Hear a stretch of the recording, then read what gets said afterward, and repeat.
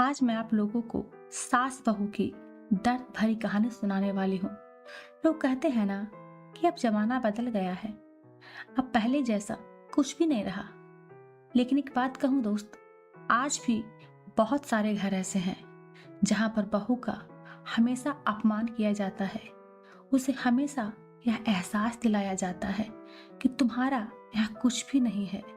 घर में अगर कुछ भी गलत हो जाए ना, तो उसका बदनाम भी हमेशा बहू पर लगाया जाता है। इस कहानी में भी कुछ ऐसा ही हुआ है। चलिए फ्रेंड्स, मैं कहानी शुरू करती हूँ। एक अभय नाम का लड़का था। वह सिया से बहुत ही ज्यादा प्यार करता था और वो उसी के साथ शादी करना चाहता था। लेकिन अभय की माँ नहीं चाहती थी कि वो सिया से शादी करे। अभय अपनी माँ को बहुत समझाने की कोशिश की, लेकिन उसकी माँ अपनी ही जिद पर अड़ी रही। फिर अभय ने गुस्से में बोला, मम्मी मैं कह रहा हूं ना, मैं सिया से ही शादी करूंगा, अन्यथा मैं जिंदगी भर कुमारा रह जाऊंगा और यह मेरा अंतिम निर्णय है। अब इस विषय पर मैं आपसे आगे बहस नहीं करूंगा। तभी अभय की मम्मी रमा जी ने कहा, बेटा तू समझता क्यों नहीं है? हमने तेरे सामने ही सिया की जन्म कुंडली पंडित जी को दिखाई थी ना, और उन्होंने सिया की कुंडली में मांगलिक दोष बताया है। अब तू ही बता, सब कुछ पता होते हुए हम तेरी शादी एक मांगलिक लड़की से कैसे कर दें? तू जानता नहीं कि मांगलिक दोष वाले की जीवन साथी की मौत जल्दी हो जाया करती है। इसीलिए मैं तुझे समझा रही हूँ, तू भूल जा सिया को। रमा जी ने अभय को बहुत समझाया, पर अभय का कहना था कि जब मैंने सिया से प्यार किया था, तब मैंने उसके साथ प्यार करते हुए जन्म कुंडली का मिलान नहीं किया था। ना ही मैं इन मिलानों को मानता हूँ।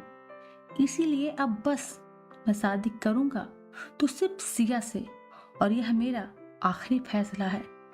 आखिर रमा जी को अपने बेटे की जिद के आगे झुकना ही पड़ा और पंडित जी के द्वारा बताए गए अनुसार सिया के मंगल दोष को दूर करने के लिए अभय के साथ शादी करने से पहले सिया की शादी एक पेड़ से करवाई गई और उसके बाद सिया ने अभय से शादी करी।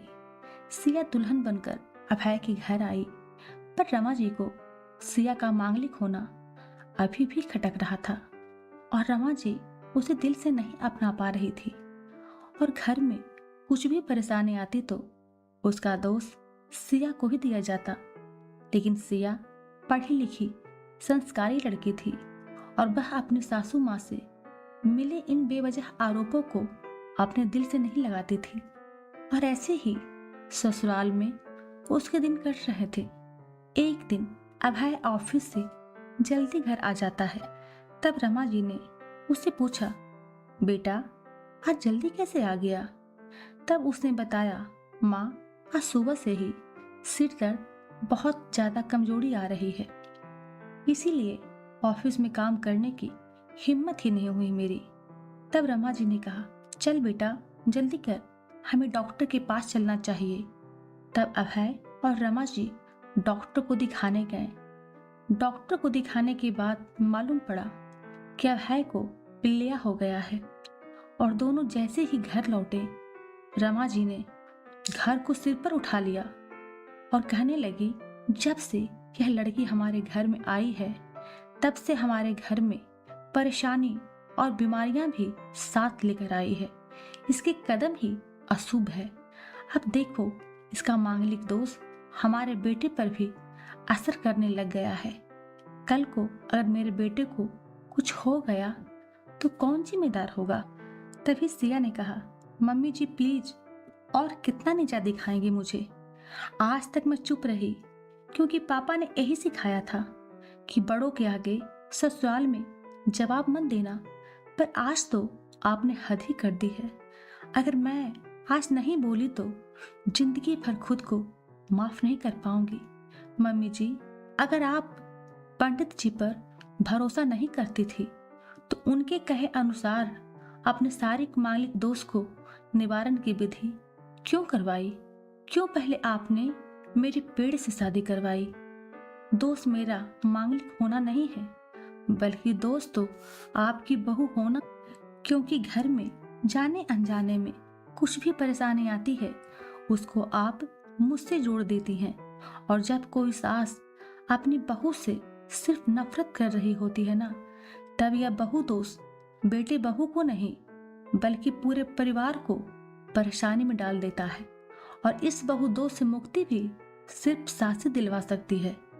बहू को अपनी बहू माने, उसे दिल से अपनाए, उसे भी सम्मान दे और यह महसूस कराए कि वह भी इस परिवार का सदस्य है। नहीं तो बहू दोस्त मांगलिक दोस्त से भी ज्यादा पीड़ादायक हो जाता है। सिया की कही हुई बातें रमा जी के दिल को झकझोर रही थी और उन्हें मन ही मन पछतावा हो रहा था। उस समय उन्होंने सिया को कुछ भी नहीं कहा। थोड़े दिन बाद अभय बिल्कुल ठीक हो गया और ऑफिस जाने लगा। 1 महीने बाद अभय की सैलरी भी बढ़ गई। तब उसने घर आकर उसका श्रेय सिया को दिया तो रमा जी बोली, हाँ बेटा सही है, तू सारा श्रेय बहू को ही दे देगा। तेरी माँ का आशीर्वाद भी तो तेरी प्रगति के पीछे रहता है, तू तो मुझे श्रेय देना ही भूल गया। तब अभय ने कहा, माँ इस बार सिया का मांगलिक दोस्त ना ही मुझ पर और ना ही मेरी तरक्की पर लगा। माँ जब हम बुरी परेशानियों का श्रेय सिया को देते हैं तो अच्छे कामों का श्रेय भी तो सिया को ही देना चाहिए ना। तो इसीलिए आज का सारा श्रेय सिया को जाता है, अभय ने हंसते हुए कहा। तब सिया बोली, अभय तो क्या तुम भी मुझे ऐसा समझते हो? तब अभय ने कहा, नहीं सिया बिल्कुल नहीं, बल्कि मैं तो माँ को यह समझाना चाह रहा हूँ कि सुख तो हमारे जीवन का हिस्सा है और कभी जीवन में खुशियाँ आती है तो कभी गम भी आते हैं। इसके लिए हमें परिवार के सदस्य या अपनी बहू को दोष देना उचित नहीं है। तभी रमा जी बोली, हाँ बेटा सही कह रहा है तू, और तेरी तरक्की ही बहुत है मुझे इस झूठे दोषों से बाहर निकालने के लिए। आज मैं यह कसम खाती हूँ कि आज के बाद मैं सिया को किसी भी बात का दोष नहीं दूंगी। यह सुनकर सिया आज बहुत ही ज्यादा खुश हो गई, क्योंकि आज उसको उसकी सास ने मांगलिक दोष के साथ साथ बहू दोषों से भी मुक्ति दे दी थी।